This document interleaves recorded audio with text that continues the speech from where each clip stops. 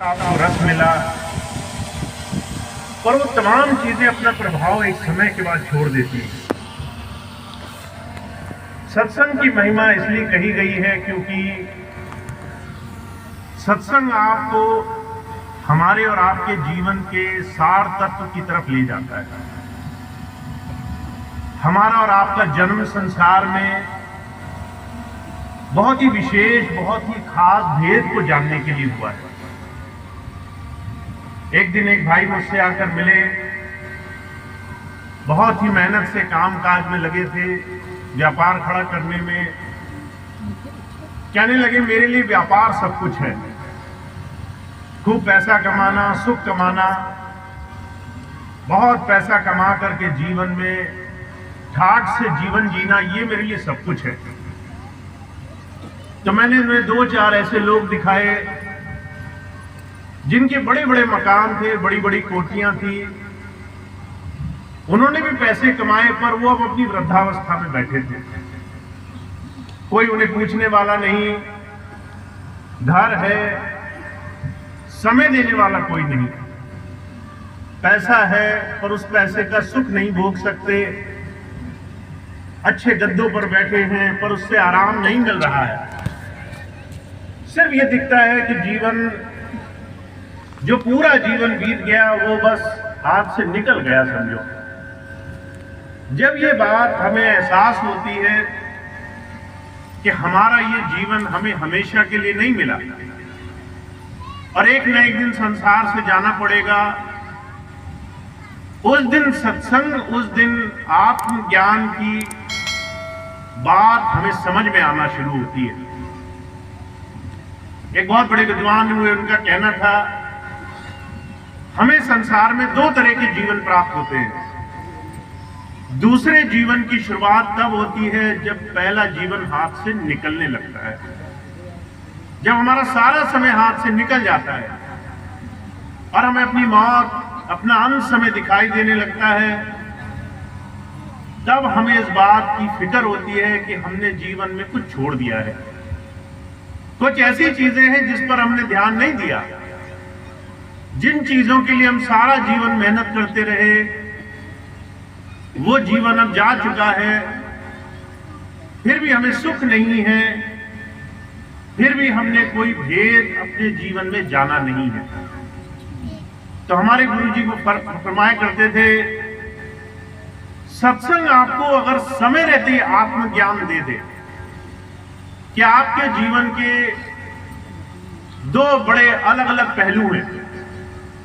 एक संसार जिसमें दायित्व है, जिम्मेदारियां हैं, परिवार है, जिसमें भौतिक सुख भी है, पैसा कमाना, उस पैसे से संसार में सुख मनाना भी है, पर इतना काफी नहीं है।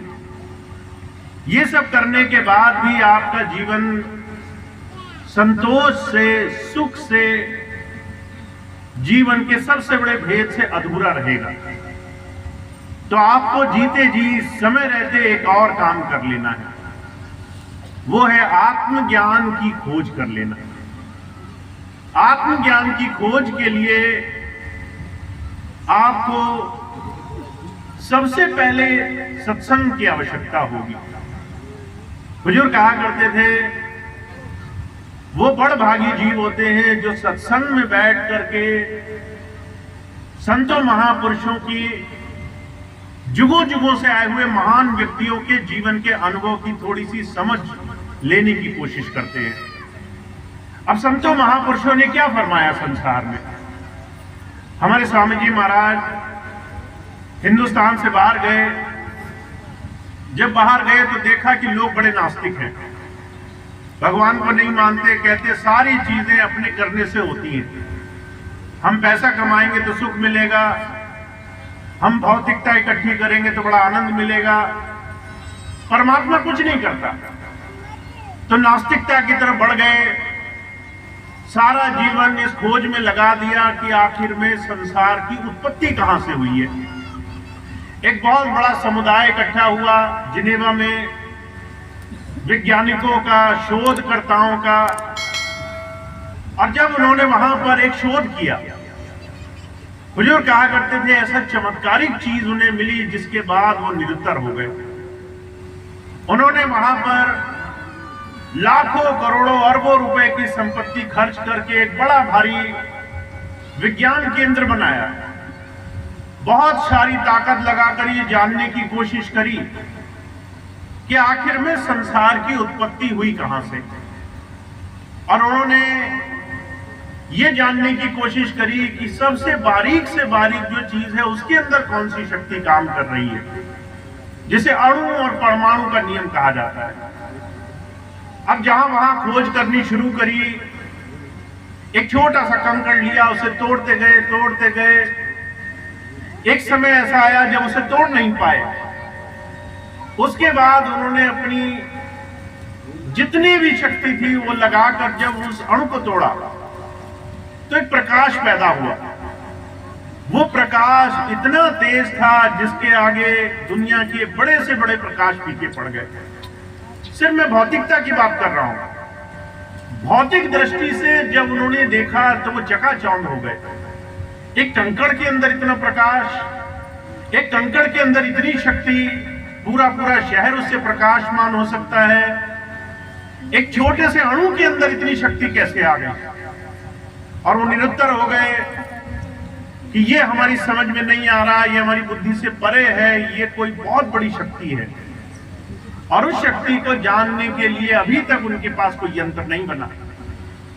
स्वामी जी महाराज ने जब बात देखी तो आकर के सारी दुनिया में इस बात को समझाने की कोशिश करी। हमारे जीवन में जितना हम इन आंखों से देख सकते हैं उतनी ही चीज का भरोसा करते हैं। कुछ शक्तियां ऐसी हैं जो हमारी देखने की सीमाओं से भी परे हैं, जिसके लिए साधना करनी पड़ती है, जिसके लिए अपने जीवन में अंतर्यामिता प्राप्त करनी पड़ती है, जिसके लिए अपने जीवन में इस शरीर के अंदर साधना के इस साधन को जीवन में पाने के लिए प्रयास करना पड़ता है। तो जो कहा करते थे जितने भी महान ऐसे व्यक्तित्व हुए, साधु संत हुए, ऐसे महापुरुष आपको मिले अगर, तो वो आपको बाहर संसार की तरफ नहीं, आपको अपने अंदर साधना की तरफ ले जाने की तरफ इशारा करेंगे। हमारे जितने भी धर्म हुए उसमें इस तरह के इशारे दिए गए हैं। माताएं बहनें बिंदी लगाती हैं, भाई तिलक लगाते हैं। इस स्थान को शिव नेत्र भी बोला जाता है। इसे तीसरा दिल, तीसरी आंख, इसे अलग अलग नामों से अलग अलग महापुरुषों ने बयान किया है। हुजूर कहा करते थे ये वो स्थान है जहां आपका मन अगर किसी संत की साधना के तरीके से जुड़ने लग जाए, पूरे शरीर से अगर आपका ख्याल सिमट कर यहां तक आने लग जाए, तो आप इस शरीर से बाहर की चीजें भूलकर अंतर के भेद को जानने वाले बन सकते हैं। उस भेद को जिसे सारी दुनिया खोज रही है, उसे सिर्फ अंतर साधना से प्राप्त किया जा सकता है। इसलिए जितने भी महापुरुष आए हैं, उन्होंने कहा संसार में एक तरीका है बाहर भौतिकता को कमाने का, और एक है साधुओं से आत्मज्ञान पाने का तरीका। कहा साधु सिमरे नाम, कहा जिसने अगर सही मायनों में साधु की संगत करी है, जिसने अंतर नाम नाम से, राम नाम से अपनी लौ लगा रखी है, तो जो कहा करते थे हम और आप जो संसार में गृहस्थ में है उनके लिए भी साधना आसान हो जाती है। इसलिए कबीर साहब ने कहा है हमारे लिए बड़ा आसान तरीका है आज के समय में। कहा गृहस्थी सेवे साधु को, साधु सिमरे नाम, या में कुछ धोखा नहीं सरे धूके का।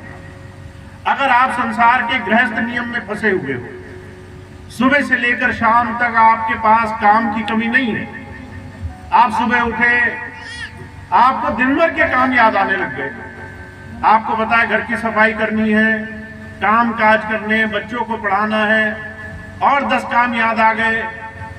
ऐसे में कोई आपसे कहे कि साधना करो, तो आप कहेंगे कि जब हम दुनियादारी से निवृत्त हो जाएंगे तब हम साधना करेंगे।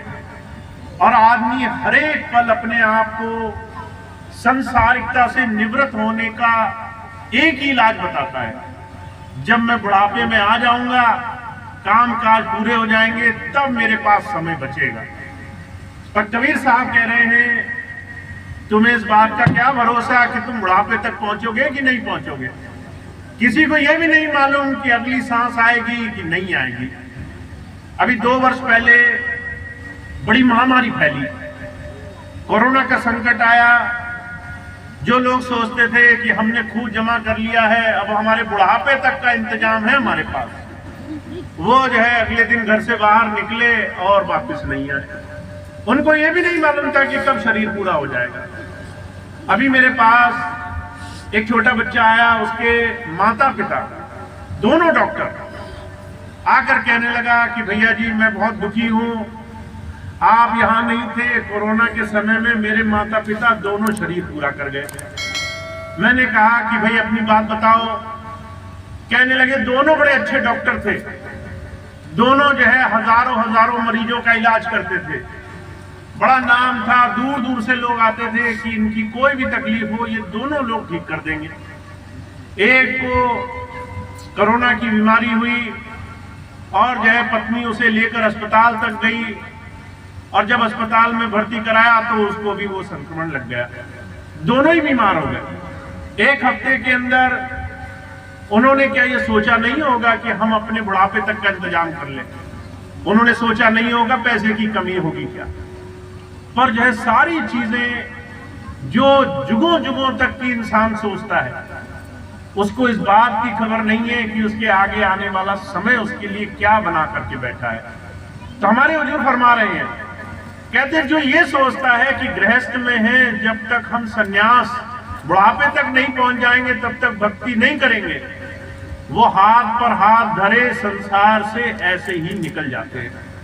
तो जब संत आते हैं कहते हैं गृहस्थी को साधु की संगत मिल गई अगर, और उसने आपको एक सहज तरीका बता दिया कि हर रोज के काम में कैसे तुम राम नाम का, प्रभु नाम का सिमरन कर सकते हो, कैसे अपने ख्याल को दोनों आंखों के बीच में सिमटा सकते हो, तो आपके लिए हर रोज दुनिया के काम के बीच में भक्ति का साधन आसान हो जाएगा। तो जो संत आते हैं वो सहज भक्ति सिखाने के लिए आते हैं। और जो कहा करते थे आप और हम भाग्यशाली हैं ऐसे समय में जहां चारों तरफ हाहाकार मची हुई है, एक क्षण भर में संसार में हर तरफ मारामारी फैल जाती है, जहां चारों तरफ संकट फैलते देर नहीं लगती, वहां हम ऐसे समाज में जन्म लेकर आए हैं जहां पर संतों महापुरुषों की, गुरुजनों की, अलग अलग महापुरुषों की देन से हमारे जीवन के आसपास शांति का माहौल है। इसको आप बनाए रख सकते हैं कैसे? ऐसे महापुरुषों के सत्संग को जीवन में धारण करके, उसको जीवन में उपयोग में ला करके। इसलिए जितने भी महापुरुष आए हैं कहते हैं आपको 2 चीजें अगर आप जीवन में कर लें, अपने इस व्यस्त जीवन में 2 चीजें अपने जीवन का आधार बना लें तो आपके काम आसान हो जाएंगे। अभी कुछ दिन पहले मुझे एक भाई मिले, आकर कहने लगे भैया जी मैंने 10 वर्ष बहुत समय मेरा छूट गया, तो ध्यान में मन लगना बंद हो गया, बड़ी मुश्किल होती है, अब मैं ध्यान में नहीं बैठ पाता। मैंने उनसे एक बात कही जो बात मैं आज आपके सामने रखता हूं। मैंने उनसे कहा ध्यान सिर्फ आंख मूंद करके जो साधना के तरीके आप संसार में सोचते हैं वैसा नहीं होता कि आप जो है ऋषि मुनियों की तरह धुनी रमा करके बैठ गए, वही तरीका हो सकता है ध्यान का। ये ध्यान का तरीका अधूरा है। जब संत आते हैं कहते हैं इसके लिए आपको पहले सहज साधन अपनाना पड़ेगा। अब सहज साधन क्या है? आपका पूरा दिन काम से भरा हुआ है, बहने हैं घर में, काम में, हर तरह से व्यस्त रहती हैं, भाई हैं बाहर निकल जाते हैं, काम में व्यस्त रहते हैं, मन पूरी तरह संसार में रमा हुआ है। इस मन से आप 24 घंटे संसार के संस्कार अपने अंदर ले रहे हैं। आपके सामने से कोई गया, कोई गाली देते हुए गया, आप उससे अगर दूर भी चले गए तो भी उसकी शक्ल याद रहेगी आपको उसका नाम, आपको उसकी कई बातें बार बार मन में घूमती रहेंगी, क्योंकि आपका मन 24 घंटे संस्कार खींच रहा है। 24 घंटे आप संसार में हैं और संसार का विष खींच रहे हैं। तो पहले तरीका संतों ने, महापुरुषों ने क्या फरमाया कि आप चलते फिरते कोई भी काम करते, अगर आपके हृदय में ये भावना आ जाए कि मेरे जीवन में सब कुछ अच्छा चल रहा है, मैं उस प्रभु का धन्यवाद करता हूं, मन में एक बार उद्गार प्रकट हो जाए तो समझ लीजिए आप उस प्रभु भक्ति के साधन पर लग गए हैं। मन में विचार उठना जरूरी है। अगर आपके मन में है कि मैं किसका धन्यवाद करूं, सब मैंने ही कमाया, सब मैंने ही किया, मेरे करने से सब हो रहा है, तो आप आंख मूंद करके कितनी भी साधना करो, ये मन आपको उस प्रभु चरणों में लगने नहीं देगा। और वहीं चलते फिरते अगर आप शुक्राना करते हो, आप उस प्रभु का धन्यवाद करते हो, तो आपके मन से ये मैं अहम भावना धीरे धीरे जाने लग जाएगी। तो सबसे पहली बात, आपकी पूरी दिनचर्या में अगर ऐसे क्षण इकट्ठे होने लग गए, 2-2, 4-4, 5, 10 जितने भी हों, बार बार आपके मन में धन्यवाद आया तो आपके मन में उद्गार प्रकट होता है। मैं आपको एक छोटा सा उदाहरण बताता हूं। अभी पिछले दिनों एक बहन मेरे साथ बैठी थी, सत्संग जा रहे थे, रास्ते में एक जगह गाड़ी रुकी। अब आपने देखा होगा मांगने वाले आ जाते हैं, कहीं पैर टूटा है, कहीं हाथ टूटा है, कोई और शरीर से अपंगता है। वो आई, वो मांगने वाला आया तो वो बहन जो है पीछे बैठी थी, एकदम हाथ जोड़ करके उसने जो है अंदर मन ही मन प्रार्थना करी। अब आप सोचेंगे कोई मांगने वाला है, उसे दे ना दे, पर उस बहन ने बिल्कुल उल्टा किया, हाथ जोड़े, आंखें बंद करी। और थोड़ी देर बाद जब हम वहां से चले तो मैंने उससे पूछा, आपने क्या किया? कहने लगी, मैंने धन्यवाद दिया। मैंने कहा, हे मालिक, इसके पास एक हाथ नहीं है, एक पैर नहीं है, और मेरे पास तो दोनों चीजें हैं, सब कुछ है, और मैंने अभी तक तुम्हारा धन्यवाद नहीं किया। अब देखने का नजरिया है, संसार में हम अपने आप की तुलना किसी रईस, किसी अमीर, किसी धनाढ्य से करें कि उसके पास तो सब कुछ है, हम बड़े अभागे हैं। तो जो कहा करते थे, आप अगर ऐसी नजर से देखोगे तो सारी जिंदगी कट जाएगी, आपको लगेगा कि मुझे तो परमात्मा ने कुछ दिया ही नहीं। और वहीं दूसरी तरफ जो आपसे हीन हैं, क्षणिक हैं, गरीबी में हैं, तकलीफ में हैं, उनको देखकर अगर प्रार्थना बन गई, धन्यवाद देने की भावना बन गई, हे प्रभु मेरे पास सब कुछ है, इसके पास तो पैर तक नहीं है चलने के लिए, हाथ तक नहीं है काम करने के लिए, मैं तुम्हारा धन्यवाद करता हूं। तो हमारे स्वामी जी कहते हैं, पहली चीज मन में उद्गार प्रकट करो। तुम्हारे जीवन में 24 घंटे तुम्हारे इर्द गिर्द हजारों ऐसी चीजें हो रही हैं। बहुत से बच्चे आते हैं, लड़ते झगड़ते, चीखते चिल्लाते हैं। बहुत से लोग आते हैं, जरा जरा सी चीज पर नाराज हो जाते हैं। अभी पिछले दिनों मैंने एक देखा, हम सड़क पर चल रहे थे, हमारी गाड़ी से आगे गाड़ी थी, एक भाई ने बड़ी बुरी तरह से चलानी शुरू करी और बड़ी तेजी से आगे गाड़ी काटी।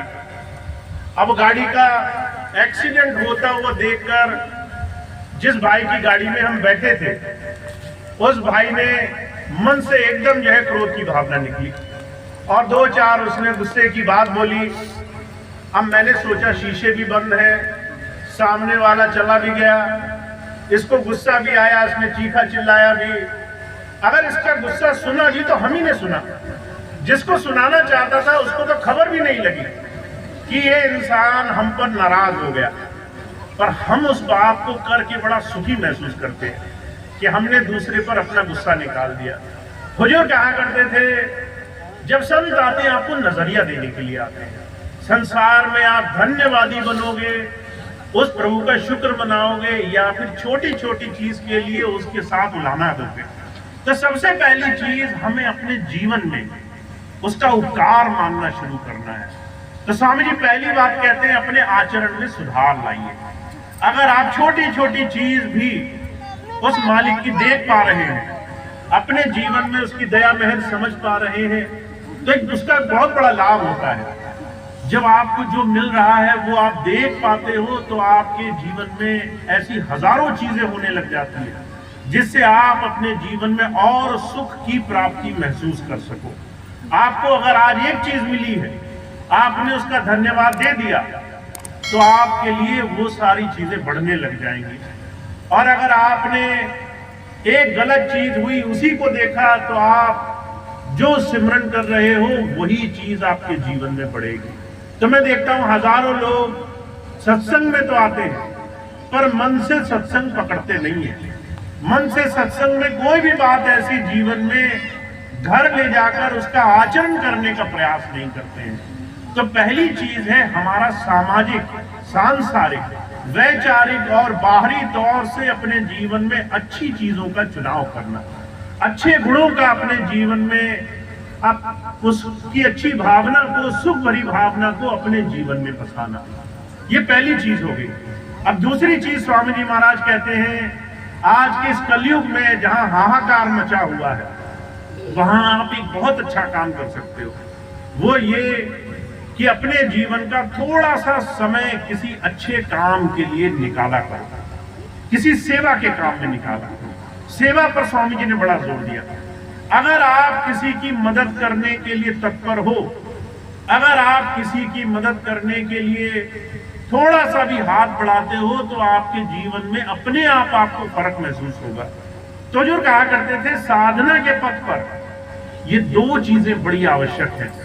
पहली चीज को सिमरन कहा जाता है, दूसरी चीज को सेवा कहा जाता है। सिमरन और सेवा दो रास्ते ऐसे हैं जिससे आप अपने इस जीवन में, संसार के इस बड़े भाग दौड़ भरे जीवन में अपने आप को सत्य पथ से, जीवन के सच्चे आनंद से जोड़ सकते हो। तो सिर्फ इतनी बात समझनी है, ध्यान, साधना, प्रभु भक्ति, प्रभु दर्शन, अंतर परमात्मा आपके प्रकट हो और आपके जीवन में हर जगह आपके सारे काम बने, इस सब की जो बुनियाद है, इसकी जो शुरुआत है वो इन दो चीजों से होनी है। तो जितने भी प्रेमी यहाँ बैठे हैं, जो स्वामी जी महाराज से जुड़े हैं, मुझसे जुड़े हैं, उनके लिए सबसे आसान तरीका है कि पहले इन दो चीजों को हर रोज अपने जीवन में लाने का प्रयास किया जाए। हमें अपने मन और अपनी करनी दोनों चीजों में धीरे धीरे गुरु की आज्ञा मान करके कुछ बदलाव लाना है। अपने जीवन में गुरु की बात को मानने का प्रयास करना है और इसका आप अपने आप परिणाम देखेंगे। हुजूर कहा करते थे अगर एक बार आपने तय कर लिया कि मैं किसी फूल के बगीचे के बीच में से होकर निकलूंगा तो उसके बाद खुशबू आपको मिले नहीं मिले ये आपके हाथ में नहीं रहेगा। आप उसके बीच में से निकलोगे तो खुशबू तो आपको मिलेगी ही मिलेगी। तो अगर आपने ये तय कर लिया कि मैं दो बातें जीवन में लाऊंगा तो उसके बाद आपके जीवन में जो बड़े से बड़े काम होने हैं वो अपने आप आपके जीवन में होने लग जाएंगे। तो अभी मैं सिर्फ इतनी बात कहता हूँ, हमारे जीवन में संसार के साथ साथ अध्यात्म होना चाहिए। हमारे जीवन में हर रोज अध्यात्म होना चाहिए। अगर आज सुबह हुई तो आज शाम से पहले हमारे मन में हम कितना उस मालिक को याद कर रहे हैं, ऐसा कुछ नियम होना चाहिए। उसको बुढ़ापे के लिए जिसने छोड़ दिया वो समझ लीजिए अपने जीवन का एक बहुत सुंदर समय, एक बहुत सुंदर अपने जीवन में आया हुआ मौका हाथ से गंवाने वाला है। तो ऐसा ना हो कि ऐसा सुंदर जीवन मिला हो, ऐसा सुंदर साधन मिला हो और हाथ से निकल जाए। तो इसका पूरा पूरा लाभ कमाइए। ज्यादा से ज्यादा अपने जीवन में, अपने जीवन के बाहरी इस जीवन चक्र में गुरु की आज्ञा, संतों महापुरुषों के वचनों का थोड़ा अनुसरण हमें जीवन में बहुत आगे ले जाएगा। तो सिर्फ इतनी बात आज मैं आपके सामने रखता हूँ, हमें बाहरी तौर से महापुरुषों के वचनों को जीवन में लाना है और अगर हम ये बात ले आए तो जीवन में चमत्कार होगा। जीवन में बहुत बड़े बड़े काम सहजता से होने लग जाएंगे। तो जिन्होंने नाम गुरु दीक्षा ले ली है वो बड़ भागी हैं। जिन्होंने नहीं ली, पहली बार आज सत्संग सुनने का मौका मिला, उन्हें मौके हैं जीवन में खोज करें, अपने जीवन में आगे बढ़ करके इस रास्ते को और ज्यादा जाने, थोड़ा और इस पर विचार करें, पढ़ें लिखें, इस रास्ते को जीवन का हिस्सा बनाएं ताकि जीवन में दोनों काम आसानी से होने लग जाए। तो ये स्वामी जी की कुछ बात थी जो मैंने आपकी सेवा में रखी। आप सभी भाई बहनों का बहुत बहुत धन्यवाद है। आपने अपना बेशकीमती समय दिया, यहाँ पर आए और आज के इस कार्यक्रम को बहुत सुंदर, बहुत सफल बनाया।